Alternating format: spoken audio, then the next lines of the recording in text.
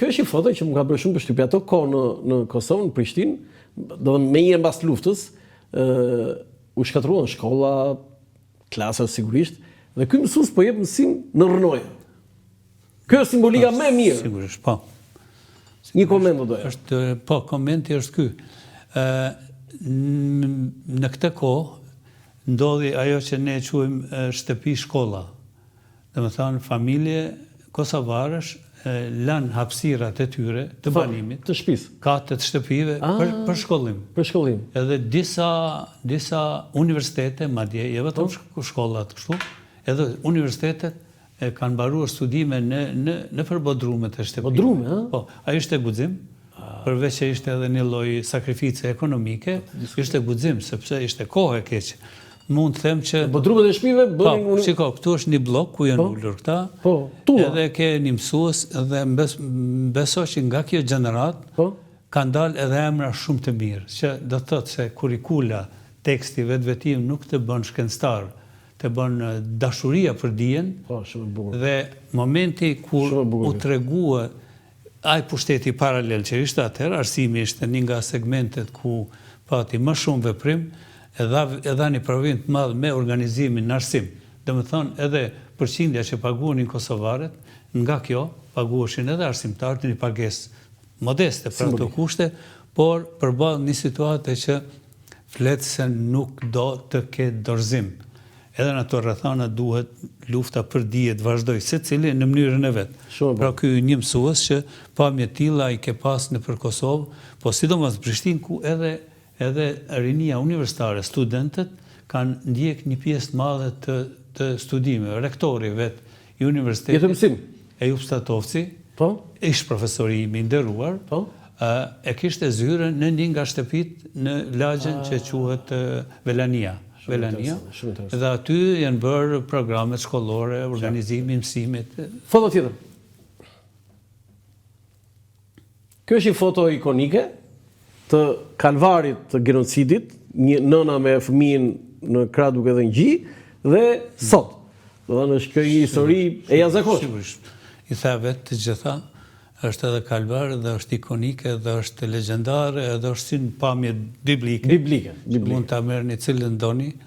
Domethënë është një pamje e tillë, është edhe etnia, po është edhe mëmësia, shumë. Domethënë një mama që bën punën e vet, të shajtë dhe të detyrën e vet si mama në këtë ecje që nuk e di çka mund ta pres dy hapa më tutje, ajo mban foshnjën të shtrënguar e duke dhënë gjë, duke dhënë qumësh. Është madhështore. Madhështore. Foto tjetër.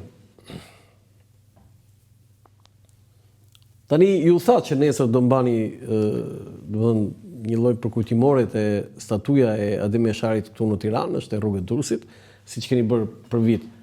Por do doja një koment për këtë personazh legjend, këtë ikon të rezistencës sarmatosur. Sigurisht, ju edhe vetë po i bani kvalifikimet e duhura, me cilat pajtohem sigurisht, është legjendar nga mënyra se si e nuhati herët kohën kur duhet veprohet edhe me mjet e tjera, që thot slogani i famshëm, dhe nga guximi që tregoj me lëvizjet e tij ndërmjet Tiranës dhe Drenicës, organizimi i rezistencës dhe gatishmëria për sakrificën më të madhe të mundshme që mund ta bëjë dikush.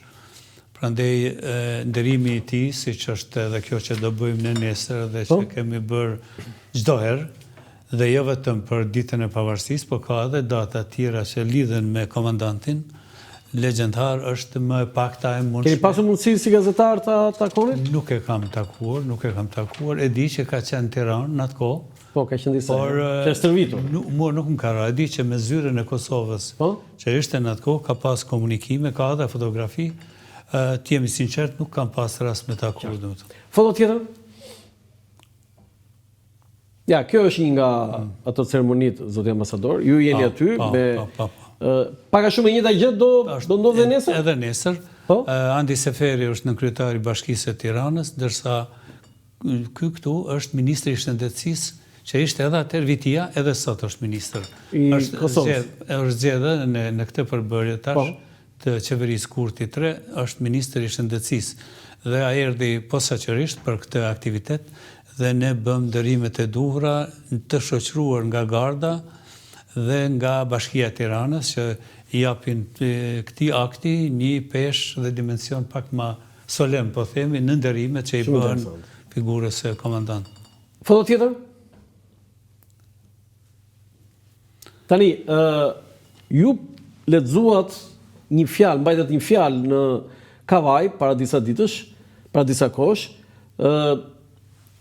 për një hero, për një dëshmor, Indrit Sara, nga Kavaja, iku nga Anglia, ku ishte refugjat, ishte emigrant, dhe rrëmbeu armën dhe shkoi u bashkua UÇK-s.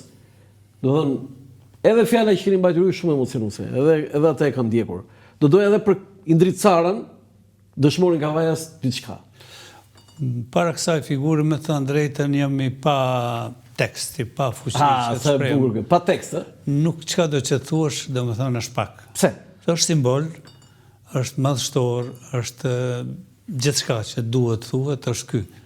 Është lidhje fuqishme që do ketë mes nesh gjithmonë, sepse Indriti, drit i pastë shpirti, mund të rrinte në Londër edhe nuk do ta kuptonim as ti as unë, as kush se ndajti në Londër, po diçka e brendshme i tha që të niset, sepse një pjesë e kombit, që dhe tash pa më, një pjesë e kombit ka nevojë për ndihmën e tij dhe të tjerëve. Dhe erdhi një fshat Suarekës dhe ra në altarin e lirisë.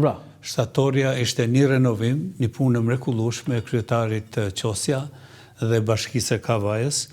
Në atë ceremoni, atë ditë, u mblodhen personalitetet më të larta të shtetit shqiptar, por edhe nga Kosova. Kishte edhe ministri mbrojtjes, edhe në disa zyrtarë të tjerë, edhe Begaj, presidenti i Republikës, ato ditë kryetare e Kuvendit, Zonja Spiropali, unë pata nderin që të them disa fjalë nga ato që cituat ju, dhe gjithmonë janë pa mjaftueshme. Por ajo që thash është se tash e tutje Indriti nuk ka nevojë për neve, na kemi nevojë për te. Shëmbëltyra e tij, simbolika e tij na duhen dhe do të na duhen gjithmonë. Dhe ju thash ka vajsëve të mbledhur se do jetë si një pikë pelegrinazhi dhe një engjëll ruajtës për qytetin tuaj të mrekullueshëm dhe një vend ku shkohet edhe për reflektim, që të shohin njerëzit edhe vetveten, domethënë përballë një figure të tillë. Kjo ishte një moment i veçantë dhe bën punën e mirë që edhe shtatorën e kanë bërë në mënyrën si e meriton, edhe në mënyrë si zgjidhje artistike. Shumë e bukur. Natyrisht që tek ky monument unë kam shkuar edhe në raste të tjera, në përvjetorët e tij, por kjo ishte pak më madhështore si organizim. Foto tjetër? Çfarë ishte ai 24 marsi vitin 1999? 24 marsi ishte një moment historik.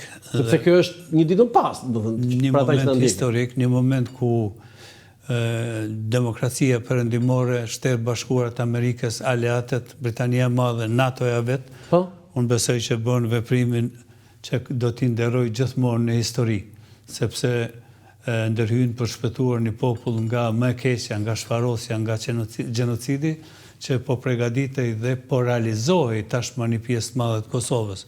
A është një moment madhështor kur ju vu pik një marrëzie që po ndodhte në Ballkan, në drejtimin e kasapit të Ballkanit, dhe është një moment sublim cilin po ashtu duhet kujtuar gjithmonë me respekt të jashtëzakonshëm dhe t'ju flitet edhe brezave se çka ndodhi atë ditë dhe pse ndodhi ajo ngjarje. Duhet nderohen edhe komandantët edhe presidentët edhe gjithë ata që nuk patën dilemë të vinë në ndihmë popullit shqiptar të Kosovës në para një rreziku aq serioz. Domethënë kjo është komenti më i shkurtër, ndërsa sigurisht që ka edhe libra të tëra që janë shkruar për këtë ngjarje, për këtë ndërhyrje, madje edhe aspektet ushtarake të veprimit edhe kështu me radhë.